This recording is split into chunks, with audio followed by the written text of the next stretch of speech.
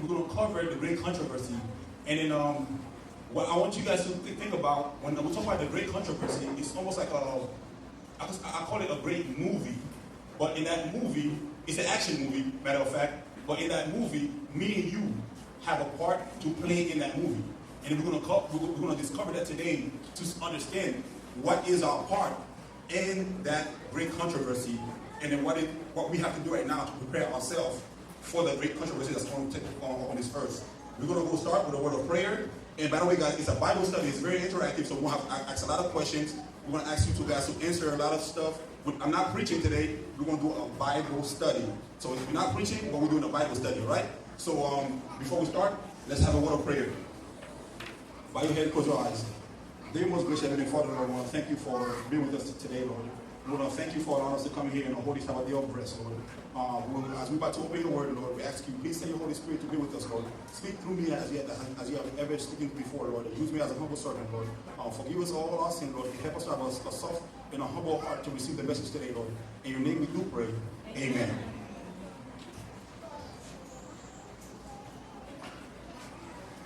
Our first question is, if God is so good, why did he create the devil? Have you ever had a question like that given to you? Because based on the way the world is going right now, the atheists, that's one of the biggest arguments. If God were so good, why would he create the devil? And as young people, a lot of us oftentimes are faced with those questions, and sometimes we have difficulty understanding that. And in me, when I was in college, or when I share different topics on Facebook, different Bible things on Facebook, I get asked that question a lot from my atheist friend. They always come up to you like, if God was so good, why did he create the devil? Do anybody know that? If God was so good, why did he create the devil? Well, the devil wasn't the devil. Okay, that's a good idea. So we're going to cover that. We're going to say, if God was so good, why did he create the devil? My sister in the back? Because the devil was an angel. Good job, good job. We're going to cover that today. We're going to see what does that really mean for us. All right?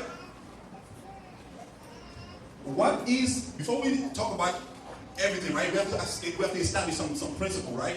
So what we're going to look at right now is, what is God's dwelling place like? Because for us to understand what is going on in heaven, we have to have an idea of what it is like in heaven, so we know what was the state of heaven. So we're going to look at, what is God's dwelling place like? And our first Bible text is going to be found in Psalm 89, verses 14. So somebody read from you. Psalm 89, verses 14. Psalm chapter 89.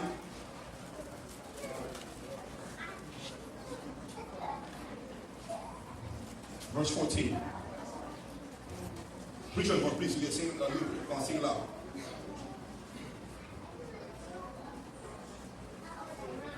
Psalm 89, verses 14. Do anybody have their Bible today? Anybody have their Bible? Can I see your Bible, guys? Bible, we've been talking about this for a while. We're trying to bring our Bibles. We'll be covering the Bible. We're doing a Bible study, not preaching, all right? So we have to see the Bibles. Psalm chapter 89, verses 14.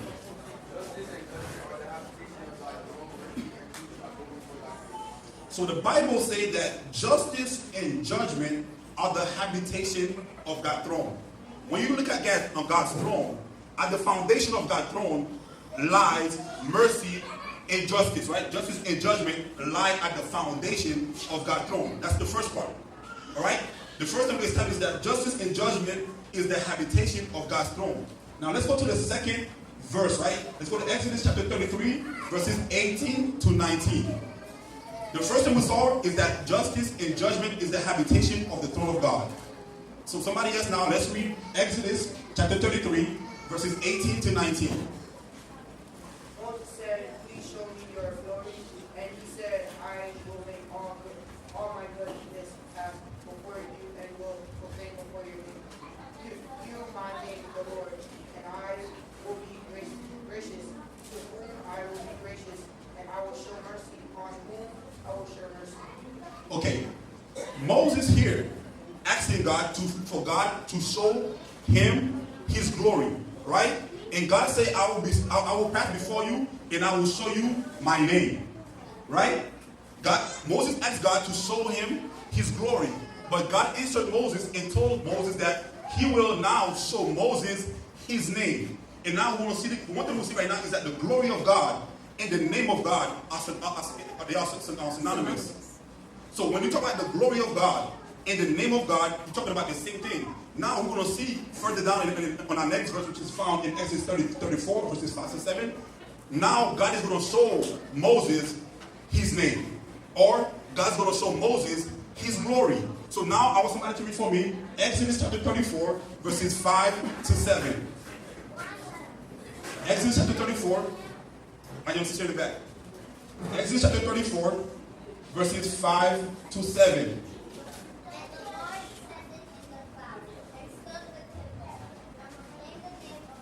Mm-hmm.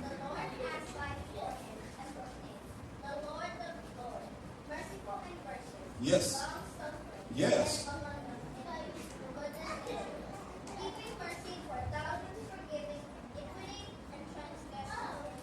Mm-hmm.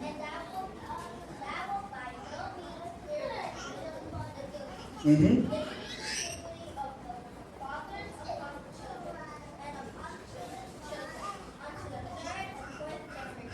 Okay. Amen. Amen, my dear sister. So Moses asked God for God to show him his glory.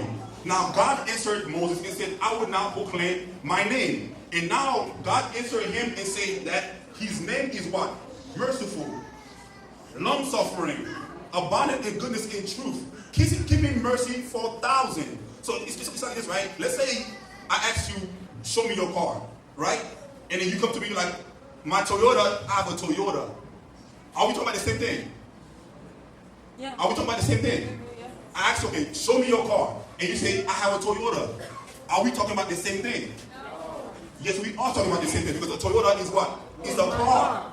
So Moses asked God to show him his glory. Now God said, I will proclaim my name to you. And he said his name is like merciful, gracious, long-suffering, abundance in goodness and truth, keeping mercy for thousands. Now we see it in the first place. So the habitation of God's throne is justice and judgment, right?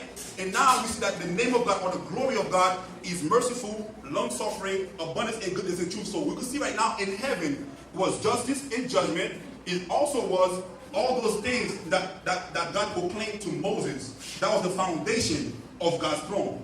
Do we agree? Yeah. Do we have any question on that? Okay, so let's go down to our next point. So we're going to read that. So justice and judgment are the habitation of God's throne. God's glory reflects his character and expound on the foundation of his throne. Heaven reflects the image of God. When you look at heaven, you see the goodness of God. So that's the foundation. That's part of the foundation of the throne of God. And we're going to see what does that really mean for us. We're going to cover that. So before sin entered the world, what was the state of heaven like? Before sin, what was the state of heaven? Anybody have an idea? Before sin, go ahead.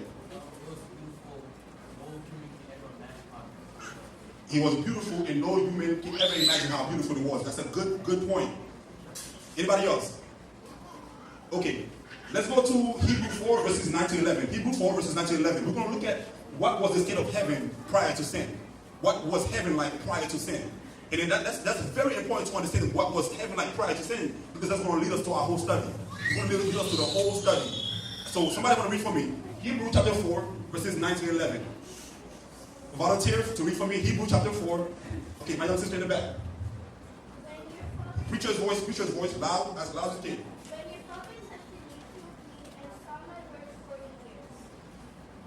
Hebrew chapter 4 verses 9 to 11.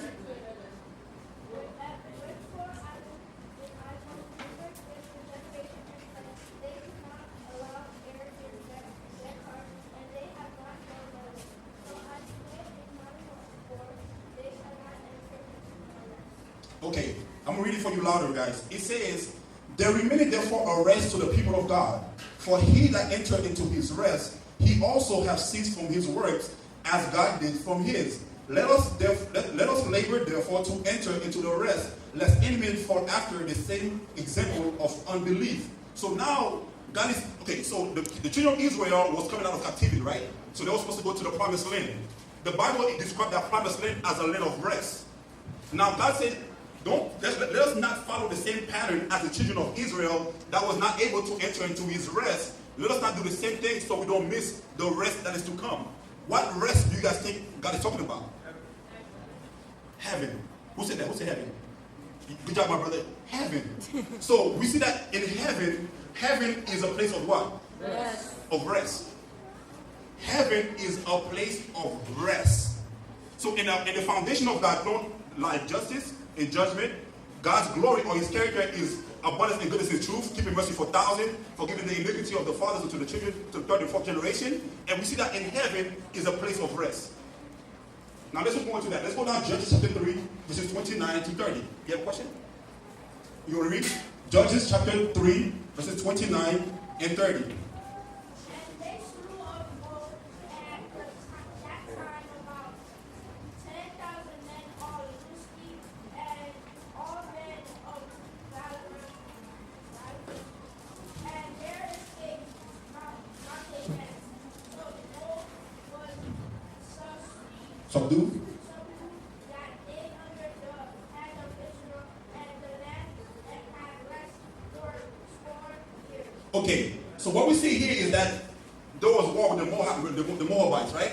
And after the war finished, the Bible said that now in verses 30, it said, so Moab was subdued that day under the hand of Israel, and the land had rest 4 years after the war was over. So to be at a state of rest is to also be that there is no war. When there is war, is there rest? No. Because there's conflict going on. But when the war is finished, it means that the place now is at rest. So we see that also that in heaven, we established that heaven was a place of rest. And then something happened. Because if heaven was a place of rest, but something happened, we want to look and see what happened. What does that really mean for us? All right? So heaven was a place of rest. So let's go to our next point. So now, oh yeah, I want to make this point also. Let's go back to Hebrews chapter 4. Hebrews chapter 4. Let's go back to Hebrews chapter 4, right? Back to Hebrews chapter 4.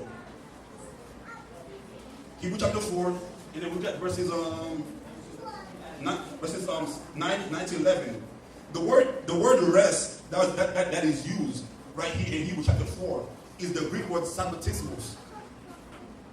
You get that? The word rest used in Hebrew 4 is the Greek word sabbatismos. When you enter into the Sabbath, what do you enter into? Rest. So in heaven was a state of what? Sabbath. Heaven was a place of sabbatismos, which is Sabbath. It was a perfect rest. And the glory of God was fully shown in heaven, the place of sabbatismos. But then something happened. Something happened. So we see that sabbatismos, or the word of rest, is to keep a Sabbath, or a Sabbath rest. Rest to be enjoyed uninterruptedly, a perfect peace. That's what the state of heaven was like. Okay? What was the origin of Lucifer? What responsible position did he hold? How does the Bible describe him? Anybody know? Go ahead, my sister. Lucifer, I think he was involved with music, He was involved in music, that's a good point. and like I know that he was very handsome. Okay, he was very handsome, okay. Artificial. And yeah, that's pretty much it. Good job, good job, good job. Anybody else? My brother in the back, go ahead. He was the biggest angel of above all. That's a good point. Isaac, you have a question? No? Anybody else? Go ahead, my sister. I can hear you. He was a He was an angel that sang for God. Good job, good job. Now let's go look at Ezekiel chapter 28, verses 12 to 15. We're going to look at that. What does that really mean? Ezekiel chapter 28, verses 12 to 15. Let's look at that, guys. Ezekiel chapter 28. Who want to read for me? Okay, my real brother, you can stand up here and read. Read that one slow for me, real slow and loud. Son of man, take up a lamentation upon the king of fire, and say unto him, thus said the Lord God, thou seest of the sum, full of wisdom and perfect in beauty.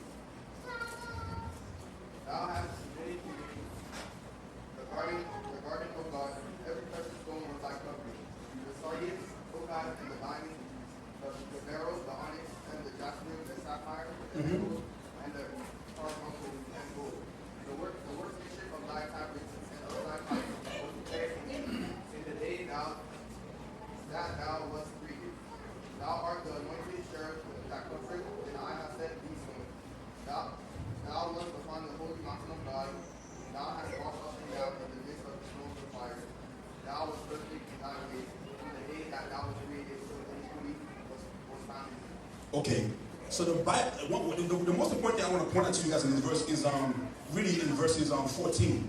He said, "Thou art the anointed cherub that covered." Now, the question I have for you guys is, what does it mean to be anointed? What does it really mean to be anointed? Go ahead, Isaac.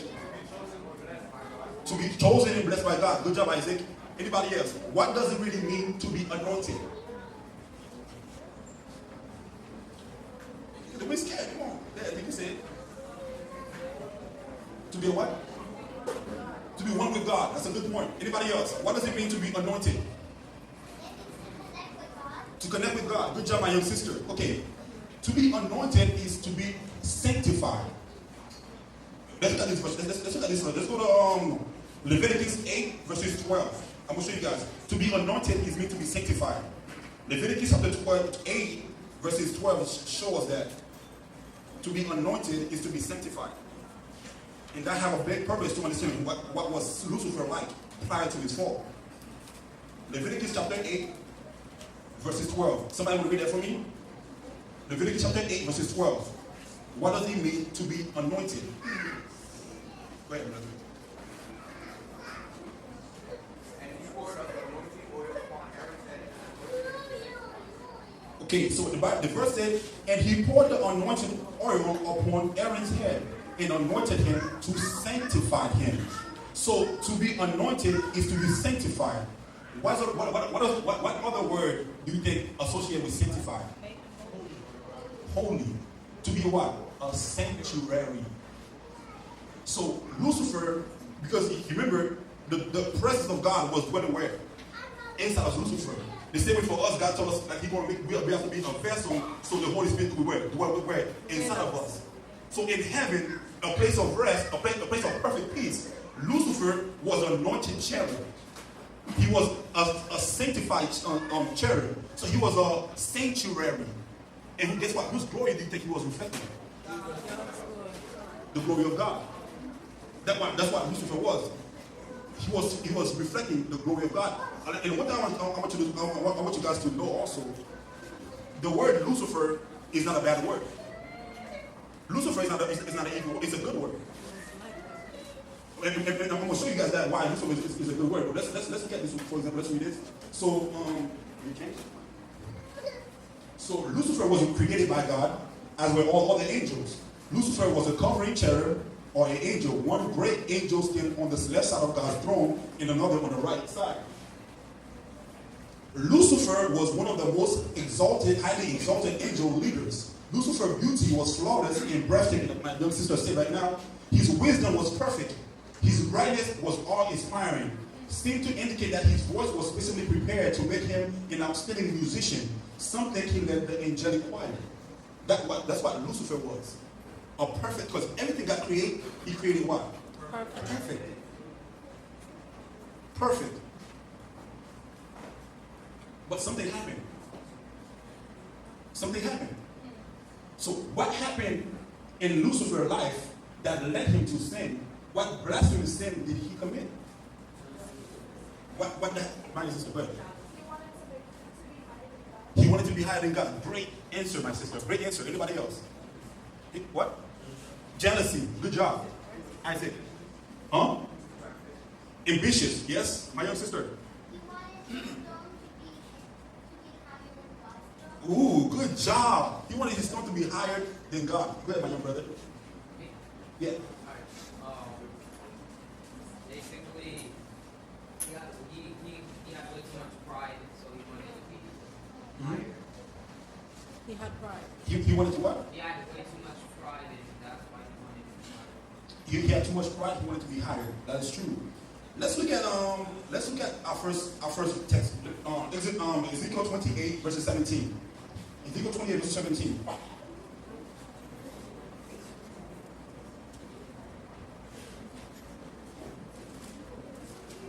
Who want to read that for me?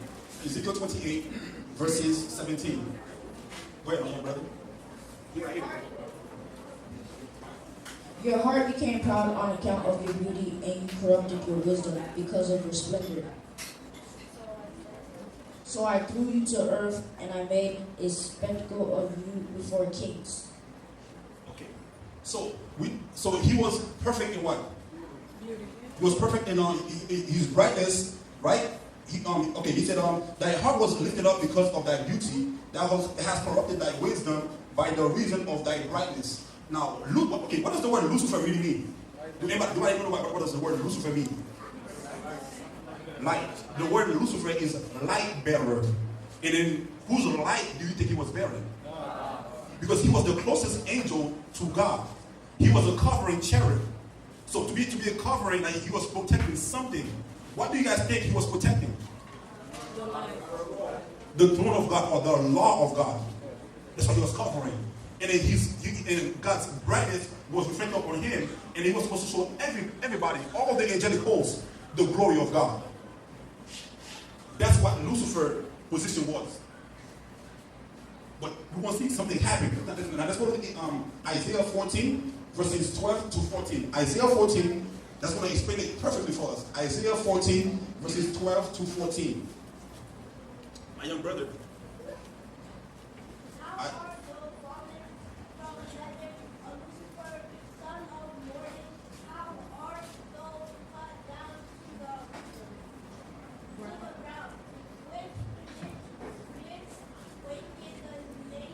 Mm-hmm.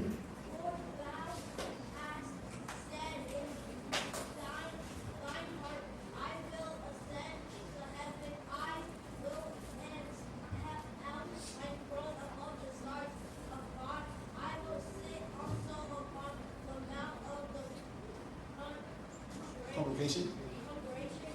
In the sight of the Lord.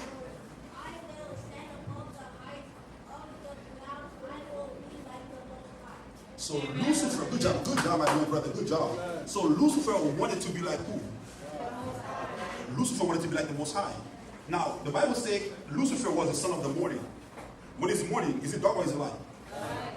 So you could tell. Now, all the characteristics that associated with Lucifer was characterized by what? Light. So somebody's name or the description of somebody's name is reflected to that person's character. He was a light bearer. I mean, he was proclaiming the light of God. That's what the Bible says. But Jesus Christ, he started calling him Jesus because he was what? He shall save us from what? Sin. From our sin. So Jesus Christ is what? He's a savior. So the name of somebody is always associated with that person's character. So Lucifer was a light bearer. But something happened that caused him to sin. He wanted the place of God. So now, was it God that made Lucifer the devil? Or was that a choice he made of himself? So now the question I have for you is, did God create the devil? So who did God create? Lucifer. And then Lucifer chose to be what? And then we'll look at it and see, what does that really mean? What does that mean that Lucifer chose to be the devil? What does it mean to really mean that Lucifer wanted to be the devil? So pride and jealousy, discontent, and self-exaltation arose in his life. Lucifer decided to attempt to unseat God and then demand that all worship him. It was treason at the worst kind.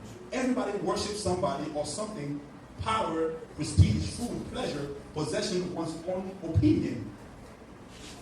If anything or anyone other than God received first place in my life, am I innocently perhaps worshiping or supporting Satan?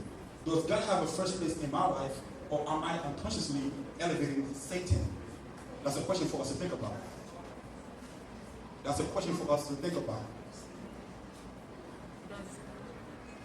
So what happened after Satan revolted?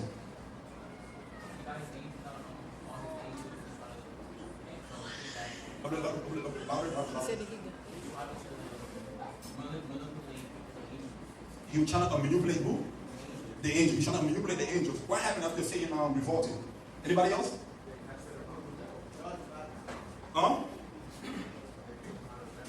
Isaac, go louder. They cast him out from heaven. Let's go look at a little quick video real quick before we do that.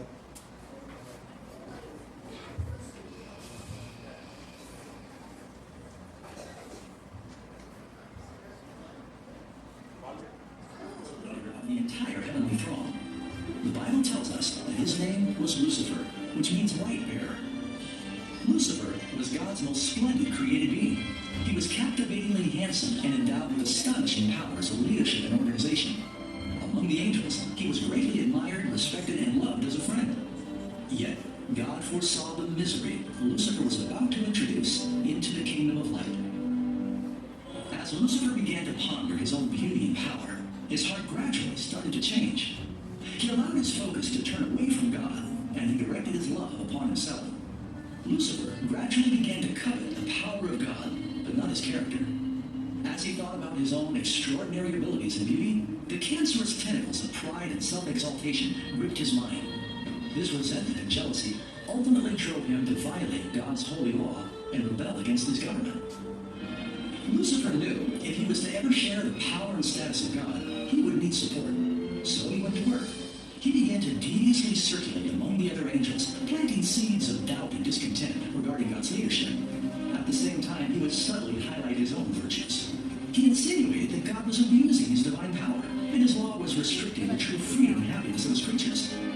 With his clever reasoning and unrivaled powers of influence, Lucifer managed to persuade a great number of the angels to join him in his mutiny. They did not know he would eventually stoop to torture and murder God's own Son on the cross in an attempt to seize his throne. Strangely, Lucifer thought he could conceal his true purpose from God. And in loving mercy, God warned the wayward angel of his danger.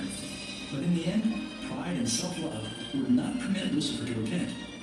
So he chose open rebellion against God rather than humble obedience.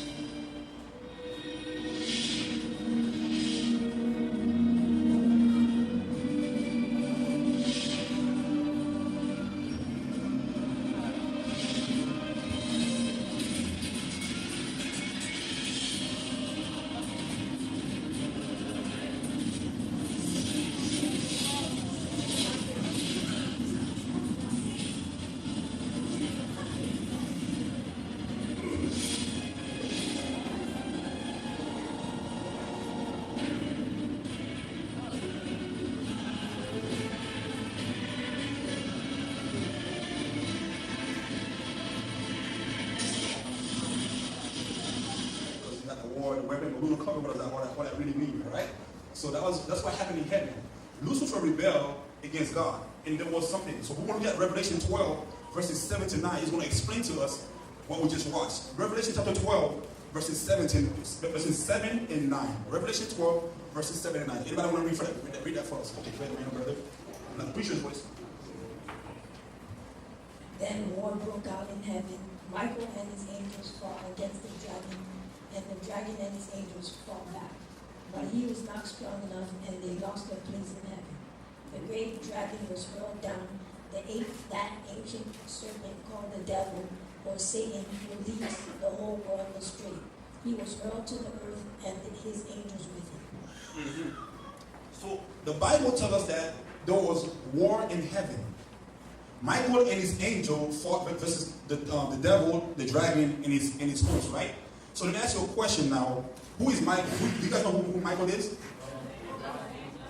Jesus. Good job. So Michael is just another name for Jesus. But now, what I want you to point out to you is that, okay, at first, the Bible used to describe Satan as Lucifer. But the Bible said now war happened in heaven. Now, when the Bible is describing Satan, it no longer uses the word Lucifer anymore. His name changed. So now, what does the Bible call him? The Bible called him, let's look at it. The Bible said now, and there was war in heaven. Michael and his angel fought against the dragon, and the dragon fought in his angels, and prevailed not. Neither was a place found anymore in heaven. And the great dragon was cast out, that old serpent called the devil and Satan. So now he's no longer Lucifer anymore, the light bearer. He's now the devil and Satan. So, anybody know what does the word devil really mean? What does the word devil mean?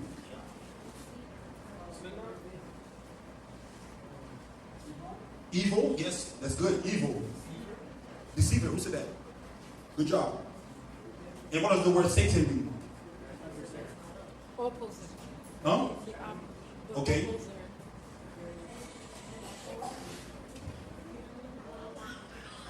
The word devil means slanderer. The word devil means slanderer. So Satan was doing what? Slandering the name He was of God. slandering. What does that mean? And we will cover that to see what does that mean. And he was also called Satan, which means what? The adversary. Satan means adversary. To be an adversary means to be what? Opposing. Opposing against something. What was Satan slandering and what was Satan opposing? Okay, we're going to cover that. And Satan also called the devil is the originator of sin. Without the scripture, the origin of evil will remain unexplained. Without the Bible, how would you know what Satan was? How would you know what the devil is? Okay? So how did Satan cause this revolt? Okay, how did Satan become, how did Lucifer become Satan or the devil? How was he able to cause people to be able to deceive the angel? By what means did he do that? Anybody know that? How was Lucifer able to become the devil? By what did he do to cause all these people to come to his side? How did he do that?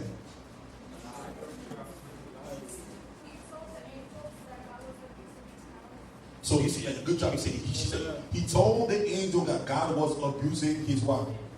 His power. Anybody else? How did he do that? Nobody else? Okay. Let's look at John 8, verses 43 to 44. We're going to look at that. How did he do that? John 8. So I want to volunteer somebody read for me. John chapter 8, verses 43 to 44. Somebody from this side read for me, please. From this side. Come on, guys. Somebody please read John chapter 8, verses 43 to 44. Right here, brother. Why is my English not clear? Preach your voice, man. Preach your voice. Why is my language not clear to you? Because you are unable to hear what I say. You belong to your father, the devil, and you want to carry out your father's desire. He was a murderer from the beginning, not holding to the truth, for there is no truth in him. When he lies, he speaks his native language, for he is a liar and the father of lies. The Bible said that you are of your father, the devil, right? He was a murderer from the beginning. Now we see that the Bible said there was war in heaven, but the Bible never mentioned after the war that nobody was killed. The Bible said the Bible never said that somebody got killed. But now in John chapter 8, it said that Satan was a murderer from the beginning. He was a murderer from the beginning. So what does it really mean to be a murderer? To kill. Okay, to kill. Okay, to kill. Let's look at 1 John 3, verses 15. It's going to explain to us what does it mean to be a murderer. 1 John 3, verse 15. What does it mean to be a murderer? You think about it, right? He says Satan was a murderer from the beginning. Okay, let's look at it. Read. Where read it back. Whosoever hated his brother is a murderer, and ye know that no murderer hath eternal life abiding in him. They said, whosoever hated his brother is a what? A murderer. He's a murderer. So the Bible says Satan was a murderer from the beginning. So what caused him to be a murderer? He was a hater. He hated God. Because Satan hated God, the Bible called him a murderer. But he's also, remember we said Satan, there's two, devil and Satan. One means slanderer, one means adversary. Right? So now let's look at another which is in Proverbs 36, verses 24 to 26. Proverbs 26. Go ahead, Mario, brother. You already got it. You can read it. Proverbs chapter 26.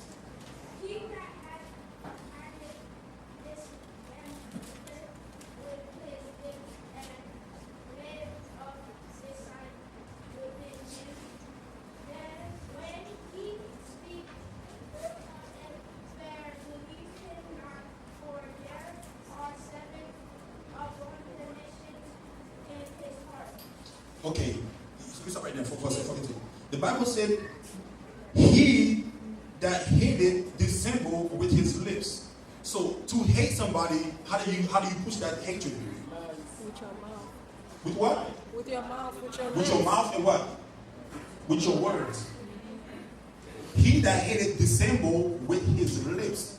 So when the Bible said that Satan was a murderer from the beginning, that means Satan was promoting an act or a message in heaven that was totally contrary to God. And then he promoted that message with what? With his mouth.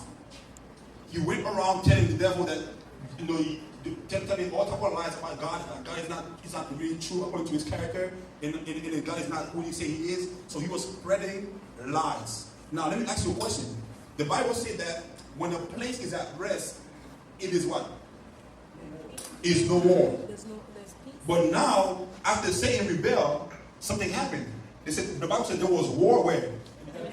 So the place of rest, was it any more resting? So what happened now? Satan broke what? The Sabbatismus. Satan broke the Sabbatismus, the Sabbath, the rest. He broke that where? Where did it start? It started in heaven. And there's a reason why Satan, in our current time, have a hatred toward the Sabbath. And we're going to show you what that really means. Okay? Let's go now. It's a quick video. Because of time, I'm going to skip through the video because I know we're running for short on time. So, but before we go that, can we read 2 Peter 2 verses 4? Because we want to look at where did God send Satan after all the war happened, everything happened. The Bible said that because of time, I'm gonna explain certain things because I see time is running fast. So I'm not gonna read it. I'm going to explain the verse and what does it really mean, so we move a little bit forward, so we get the whole message done. All right. So the Bible says, where did God send Satan after he sinned? In 2 Peter 4, the Bible said that he was cast out to the earth. All right. He was cast out to the earth. And in the Revelation, he said he was cast out unto hell. And in the word used hell in Revelation is the Greek word, hell is the Greek word tataru, which means an abyss, a place without form and void. When did we hear that place? When did we hear that before? A place without form and void. In Genesis. So God said the war happened in heaven. Satan was cast out. He was cast to a desolate place, a place without form and void, which is mean a place that is what? Desolate. So now, think about it now. I have a question for you. Now, let's say now, there is now a war. So when the war happened, how many sides do we have? There is two sides. So now, you have two sides, so something has to happen. Right? You have two sides. Let's say me and your brother right here, we get into an argument. How would I be able to solve and say who's right, who's wrong? Can I judge him? Because if I'm the one that's going to judge him, I'll be what? I'll be unfair to him, right? Yeah. And if he's the one that's going to judge me, he'll be unfair to me. So the Bible says Satan was cast out to a desolate place, a place without form and void. And then we're going to look at it to see what does that really mean for us. Now this is our part in the whole controversy. This is where we come to play in the whole controversy. Now let's look at Deuteronomy chapter 19, verses 16 to 19. Deuteronomy chapter 19, verses 16 to 19. We're going to look at what does it mean when something happens between two parties. Deuteronomy chapter 19, verses 16. Somebody want to read that for me with a preacher's voice? Wait, now. If a malicious witness take the stand to accuse someone of a crime, the two people involved in the dispute must stand in the presence of the Lord before the priests and the judges who are in office at the time. The judges must make a thorough investigation, and if the witness proves to be a liar, giving false testimony against a fellow Israelite, then due to the false witness and that witness intends to do to the other party, you must purge the evil from among you. The Bible says if a dispute happened among two parties, you must bring it before a third party to judge what happened between the two parties. So the Bible says if a dispute happened between two parties, you must bring a third party to investigate to see what happened between the two parties. And we want to look at that to see what does that really mean for us. in our next verse was 1 Corinthians chapter 6, verses 1, 2, 3. 1 Corinthians chapter 6, verses 1, 2, 3. And we're going to read that one. I want a speaker voice for this verse, because this is going to take our whole study. Our whole study is found with that verse right there. 1 Corinthians chapter 6, verses 1, 2, 3. Stand up, you ready? Stand up. I want to hear that one loud. If any of you has a dispute with another, do you dare to take it before the ungodly for judgment, and instead of before the Lord's people? Or do you not know that the Lord's people will judge the world? And if you are to judge the world, are you not contented to judge tribal cases? Do you know that we will judge in angels? How much more things of this life? The Bible said that, don't you know that you will judge what? Angels. The Bible said, don't you know that you will judge angels? So, when God sent Satan to a place without form and void, right? And then we saw in Genesis 1, it said that the earth was without what? Form and void. And God said, let the what? Be light. And there was light. And now God said, let's make men in our image after our likeness, right? So now, when Adam and Eve were created, did they know what happened in heaven? No. Okay. Now, I'm going to show you guys something, right? So now, to be a part of a jury, what requirement you have to be met to be part of a juror? You have to be what? No little knowledge of the crime. You also have to be what? A law-abiding citizen. Can you judge somebody on a law that you don't keep yourself? You can't do that. You have to know the difference between what? Right and wrong. And you must not be swayed by what? Public opinion. So when God created Adam and Eve, what did God put his law? In their heart. And the Bible says Satan was cast out to a place without form and void, a desolate place. So now Satan is looking, he see Adam and Eve. He said, oh, that's people that's going to judge me? If you have access to the people that's going to judge you, what were you trying to do? Sway them. You were trying to what? Bribe the people to come to what? Your side. So do you see how deep this thing is? It happened in heaven. What did he do? He spread lies. He caused a revolt in heaven. Now, the Bible says he was cast down to the earth, a place without form and void. Now, Adam and Eve was created. So what did he do to Adam and Eve? Try to sway them. He bribed them. Let's look at that right now. In Genesis chapter 2, Genesis chapter 2, verses 17.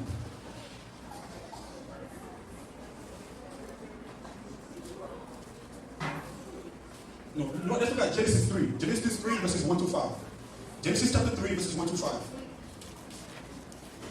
Genesis chapter 3, verses 1. You can read it. It says, now the serpent was more subtle than every beast of the field which the Lord God had made. And he said unto the woman, yea, hath God said, ye shall not eat of every tree of the garden?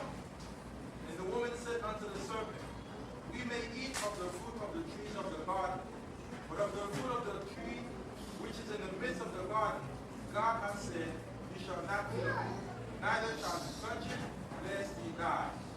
Okay. So God told him of the tree of the knowledge of good and evil, you should not touch it, right? Because in the day that you touch it, right, what? You shall die. So what did Satan told him to make him touch the tree? And the serpent said unto the woman, you shall not surely die. For God doth know that in the day you eat thereof, then your eyes shall be opened, and you shall be as gods, knowing good and evil. Okay, so I'm going to do a quick because I see the church is about to be over. So Adam and Eve, right, when they were created, God said he created the world in about 6 days. And on the 7th day, he rested. The word rest used right there is the same word again that used in Hebrew, is the word sabbatismos. So Adam and Eve in the garden was the perfect one. It was the perfect rest. So what Satan did, he came to them with the same deception that he was in heaven. And then he persuaded them to do what? To cause a revolt against what? Against the what? The law of God. Because whatever God told him, it was a law for them. So he caused them to rebel against the law of God. Now, we are in a state of war, right? Now, something happened, right? Can Adam and Eve now be still used as a juror? Because what?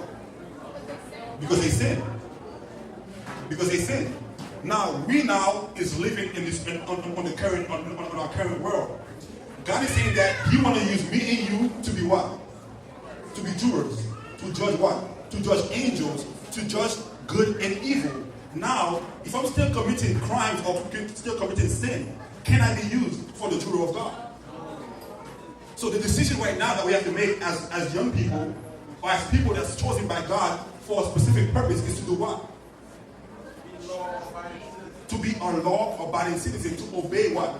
The law of God. So now, all God is trying to do now, He kicked Satan out of heaven because rebellion happened. Now, after Satan was kicked out of heaven, what happened to heaven again? Heaven went back to a place of what? Rest and peace and perfect harmony. So now, God is trying to bring me and you to where? So now, can He bring me to heaven if I'm still bringing His law? So when He bring me to heaven, what's going to happen? You're going to cause Sabbath. So we're going to cause what? The Sabbatism to be what? Broken again. So when the Bible says the dragon was wroth with the woman, which is the church, he went to make war with the remnant of her seed, which keep what? The commandments of God and have the testimony of Jesus Christ. So Satan's whole argument is that the law of God is not good. You should break the law of God. But a lot of times as young people, we fall into that same deception. We think that, okay, it's okay to partake in certain sin. When it's really not, because God is trying to preserve us to be what? To be jurors, to judge the unfallen angels. Because the Bible said that hell was prepared for the devil and his angels. Hell was not prepared for me and you. Hell was prepared for the devil and his angels. So now, as a Christian, I could either choose to want to be part of Satan or choose to want to be us in the side of God. The choice is yours. So today, I want to ask you, whose side do you want to be on? So if you want to be in God's side, let's stand up. And my sister B come and do a quick song for us. Stand up. If you want to be in the side of God,